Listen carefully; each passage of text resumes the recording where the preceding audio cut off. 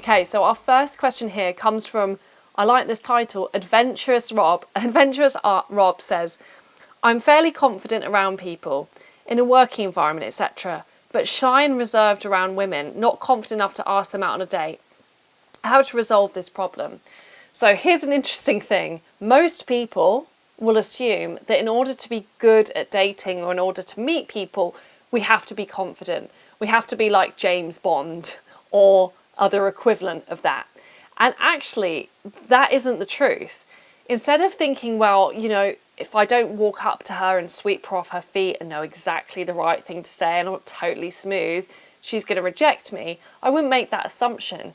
Instead, sometimes, again, if you show authenticity and even a bit of vulnerability when you go up to someone and you say something like, I had to really push myself to come over and talk to you tonight, or I would have kicked myself if I didn't say hi, but I don't really have much of a plan for the conversation after this. By just verbalizing exactly what's going through your mind and by being open, most people will find that transparency really attractive. So try to separate out this idea that you need to be a super confident person in order to take these actions in your dating life. You can, in fact, just be courageous and, dare I say it, just be yourself. And by verbalizing what's going on in your mind before you say, when you're saying hello to someone, it will allow them to also empathize with you. So also don't try and plan too far ahead now into the conversation. Remember, you don't need a perfect plan for the conversation. If you're feeling a little bit stuck about how to say hello, just focus on that very first step, which is, you know what, I'm going to walk up, I'm going to say hello, I'm just going to say I wanted to introduce myself, and then you know what, I'm going to be open to being present and seeing what happens in this conversation. So don't put too much pressure on yourself to get it perfect, don't put pressure on yourself to get it to be smooth, and don't feel like you have to be confident in order to be liked. So our next question here comes from Jay, who asks, how can I get to know someone without meeting them in real life and make that process feel authentic? So I guess, Jay, what you're talking about is communicating online and also doing video dates, which obviously through the pandemic have become a major way of connecting with one another. So we go back to some of those points that I mentioned so many times this session about communicating. I really also like the fact you mentioned authenticity in your question. So when it comes to your messaging, remember, being authentic isn't something that you just have to save for when you meet someone in real life. You can start the ball rolling in your conversations. When it comes to if you swap phone numbers with someone, can you bolster that authenticity even further by, dare I sending them a 20-second voice note, being like, didn't really have much to say, I just wanted you to hear my voice and wish you a good day. Sending them a short voice note can be a lot more exciting than just a normal message, and again, it can increase that feeling of emotional intimacy between you, so they get to understand how you're more of an individual. Likewise, if you're messaging, can you send them the odd cool pic of stuff that you're doing in your life? Not necessarily a selfie, but if you've got a really cool view or you're doing something that's really interesting, can you give them that portal into your world and share those images with them? And likewise, you also want to be looking there whether you're sending voice notes or images and thinking, is this being reciprocated? Is this person willing to meet me on the same level and be as open to meeting someone as I am? Finally, have those video dates, because even if you haven't met in real life, I think the communication we have on a video date is usually so much superior to just messaging. And I know it can feel a little bit daunting. Now, I'm lucky today because if you could see where I am here in my little studio, I've got lots of lights and other things that are helping me to do this broadcast for you today. If you've got a video date coming up later this evening, don't panic that everything needs to be perfect, and take some pressure off of yourself by maybe doing that video date. Maybe you could do it as you're on your walk, or you're on a jog, or you're make yourself some supper in your kitchen. This will put a bit of a time constraint on the video date, which can be good to take the pressure off, but it also really gives you that window and that insight into your life. So remember, in order to experience that connection, we have to be open to it. We have to let people in, which can be scary, But ultimately, that's what can lead us to forming those really authentic, amazing, and real connections. So this next question comes in from Kismet, who asks, how do you gain the courage to open up again to a healthy relationship after leaving one or many unhealthy relationships behind? Kismet, you've just spoken to me in that was exactly the point I was speaking about on the last question, which is obviously, maybe not all of us, but 99% of us have probably had experiences in our dating life which have left us feeling vulnerable or have shaken our trust in the process of meeting people. However, giving trust and believing the good in people is a really beautiful thing. So I would advise doing two things. First of all, when you're talking about your dating life, be very conscious not to label your dating life and say, oh, I always attract the bad ones, or my dating life is crazy. I really want you to start to believe a better and more empowering story and narrative around your dating life. Could you sell yourself, you know what, I'm on this journey, I'm learning a lot, I'm really open to meeting lots of new people. Start to talk about your dating life in a way that creates positive expectations for what might happen. Secondly, a really good thing to remember is when we do close off, which is inevitable after we've been hurt a little bit, it does for a time serve to protect us from being hurt. But often when that healing is done or really underway, if we stay closed off, we also close ourselves off to healing experiences. So say you went on a date tomorrow and it was wonderful. How would that change your perspective of what you're able to have in your dating life? So remember, as much as, yes, sometimes people can disappoint us, if we're able to take things really slowly at a safe pace where we respect our own boundaries, meeting new people also has the opportunity to heal us and to help heal those scars and really teach us a new narrative around love and dating. So I really hope that you go forwards, Kismet, and you can start to find that healthy love that I know is out there for you. Okay, next question comes from David, who asks, if you're in communication with more than one person, how do you progress with your first choice and gracefully drop the others without upsetting them? Okay, there's a lot going on here in this question, so let me think about how to answer this. So I think it's quite normal for people to be chatting to perhaps at that chatting stage, to be talking to multiple different people and getting to know them. Usually people start to develop expectations when we're meeting in real life. Maybe there's some degree of physical intimacy. So if it's that you're talking to a few people and you decide to move forwards with one person, I wouldn't assume that those people that you choose to not continue speaking with are going to be brokenhearted. But then I also wouldn't assume that they have zero expectations just because you've not met in real life. Again, how to deal with this in a really, I think, ethical way comes down to communication. And what will feel bad to people is when they're left on a cliffhanger and there's no explanation. That can often lead to people finding it harder to move on, to feeling disrespected, to feeling like there's something wrong with them. If you can simply say, I've really enjoyed chatting to you so far, but I've started to see someone and it doesn't feel right to keep messaging other people, but I wanted to be open about that and wish you the best. That is such a nice message to send. And instead of feeling like, oh, David's just disappeared, instead people are going to look at that and they're going to think, oh wow, okay, this is actually nice because I'm getting some feedback here that here's someone who is trying to be respectful, who is really focused on commitment. So there can be a really positive message that you can send to people through having that open and transparent communication with them. So I'm just seeing if we have any more questions coming in on this live session. Okay, next one comes from, I think it's Amy, who says, how to make another person interested in your profile, how to believe what they're saying on their profile is true. So there's two questions here, and I'll start with the first one, which is how to make someone interested in your profile. Now, if you look on the replay section, I have actually done earlier this year a whole coaching session on profiles. So that could be a really good resource for you if you want to look for more detailed information about how to make your profile good. But a lot of the advice has a similarity with some of the themes that we've looked at today in terms of authenticity and creating points of difference around yourself. when you're writing your profile, do your best to stay clear of cliches or generalised statements like, I really like travel, or I like staying out, I like going out, I like staying in. That's the right way around.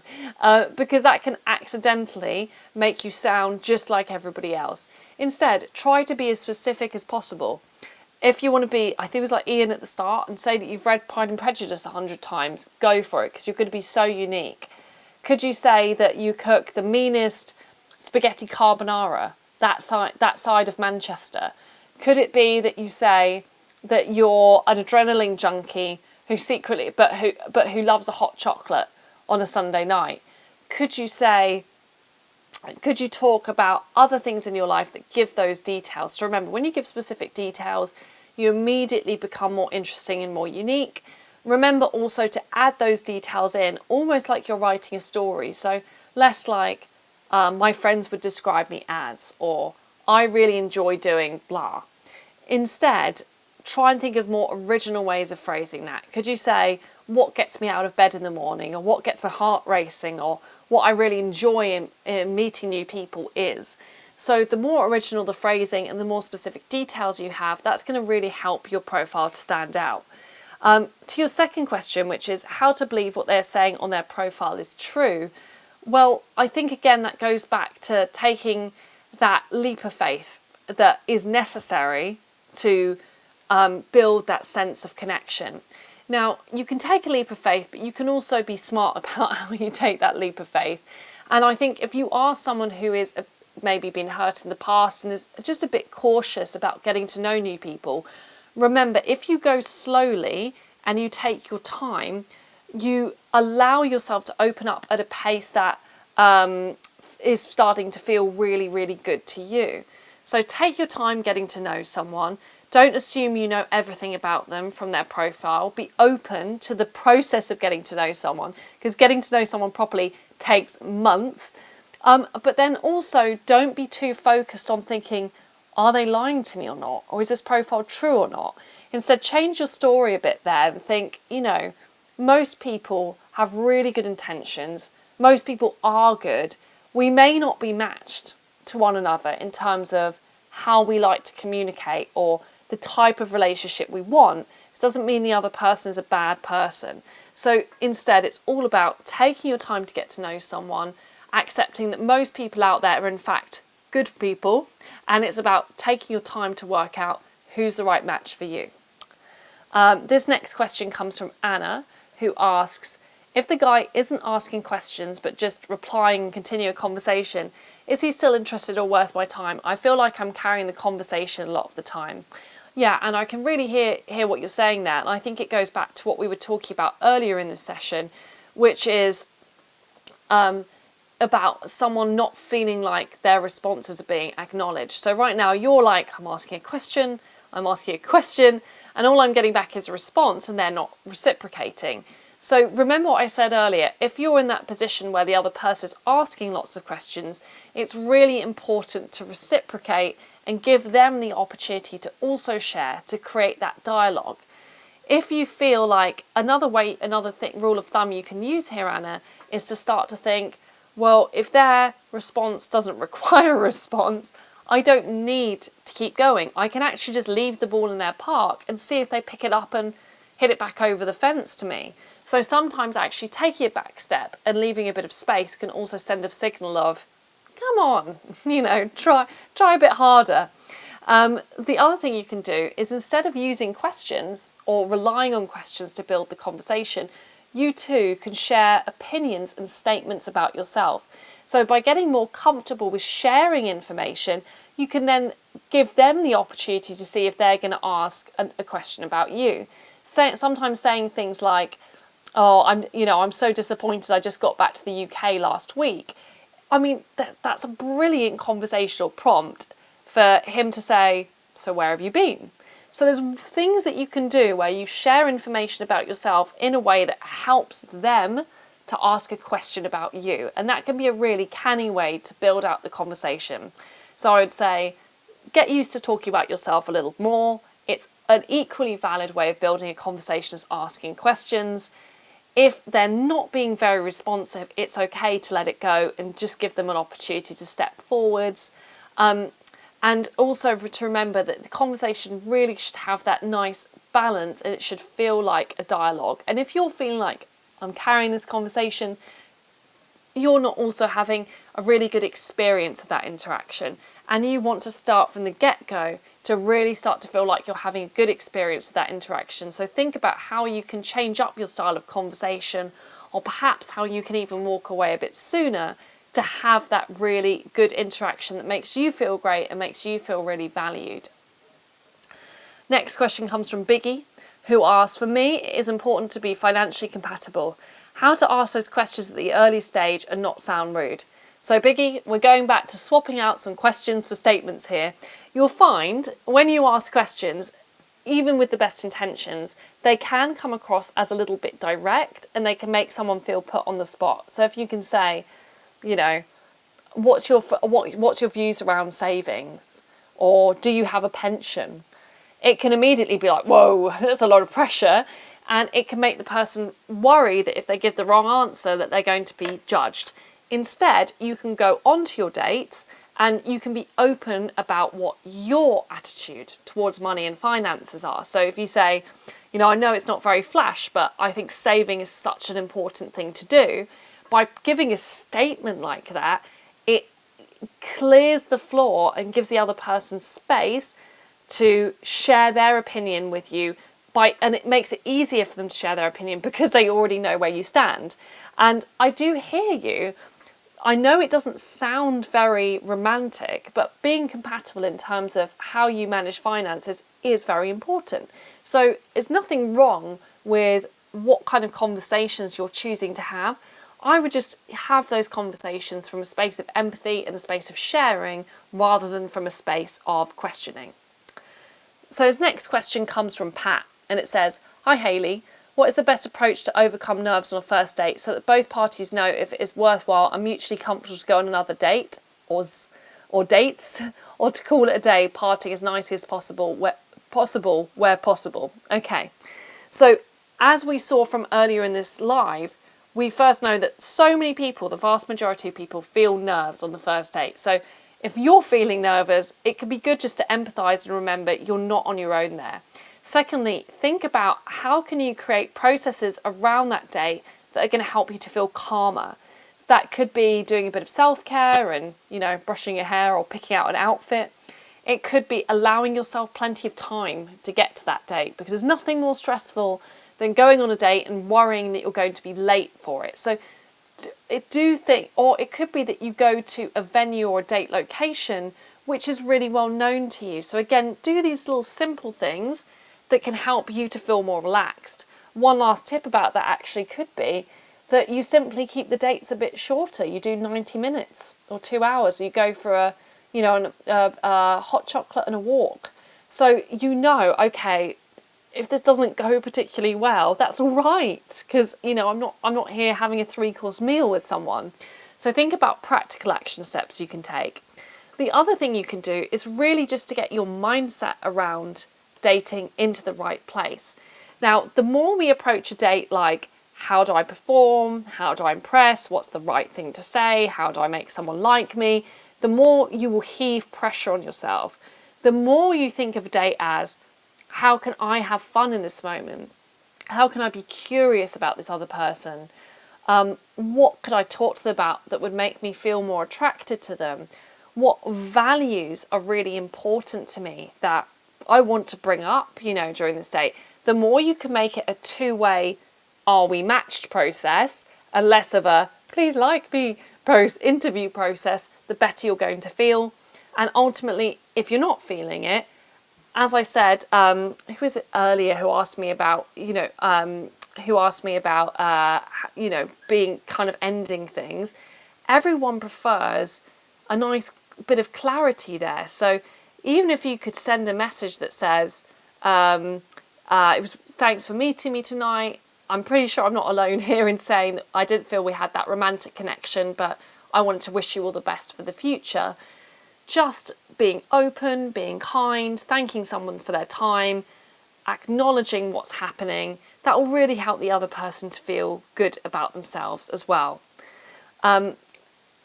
Next question comes from Louise, who says, am I sending out the wrong signals? I seem to be attracting men that are too young for me.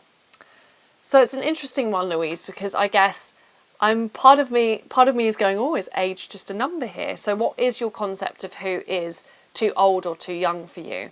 If it's that and I think when you're looking at age, it's one of those things that sometimes it can be worth having some flexibility around that and realising that while sometimes age does correlate to maturity, that isn't always the case. Secondly, I would choose to develop a more positive sort of narrative around this. So rather than being like, oh God, I'm doing it wrong and I'm attracting all these wrong people, be like, oh, that's really flattering. You know, this young, attractive man is flirting with me. It's probably a bit too young for me to really want to go there, but I'm going to take that as a compliment. So start to think about it a bit more positively as well. Thirdly, could you also be more proactive at reaching out and messaging some of the guys who do fit the idea of the person that you want to meet? So I would suggest being, first of all, open-minded about the age. Maybe have a video date if you're not sure and just sense out what the connection is. Secondly, don't see it as a negative. Actually, just take the compliment to yourself and feel confident and good about your ability to attract people. Thirdly, can you go out there and can you take the initiative to connect with more of the kind of guys that fit the picture you have of the person you'd like to meet? And here's our last question. Oh, and it comes from someone with a great username, which is Romantic Guy, who says, how do I know I have found the right person to be with? Brilliant last question. I'm going to say there isn't one right person for any of us to be with. There's plenty, this should feel like good news. I think there's plenty of potentially right partners for us. And we know those right partners when our experience of a relationship is one where we feel calm, where we feel supported, where we feel happy, where we feel understood, where we feel acceptance. So often those right people, it isn't necessarily the big Hollywood movie drama. Instead, it could be that feeling of like, I've come home, or companionship, or finding you wake up next to someone and you've worked out that you have all these things in common that you would have never imagined on your first date. So sometimes it can take time to tell who is truly compatible with you. So give your relationships a chance to blossom and be open-minded as to who could be one of the many right people for you. So sadly, we're coming to the end of our live tonight. I've really loved all the questions you've sent in. There were some absolutely brilliant ones in there. I really appreciate it. Hopefully there were some useful tips as well. As a match user, if you can come back to this page and location after the session has ended in the next few days, there will be a replay of this session available for you to watch. So if you want to hear your question answered again, or you want to recap some of the learning we've gone through today, it's going to be there for you. If I didn't get around to answering your questions, also please know that we do read all of the questions that are sent in. So don't be surprised if you see the question you asked returning as a theme for a future live coaching session. So it's been a pleasure to work with you tonight, and I'm really hoping to see you again very soon.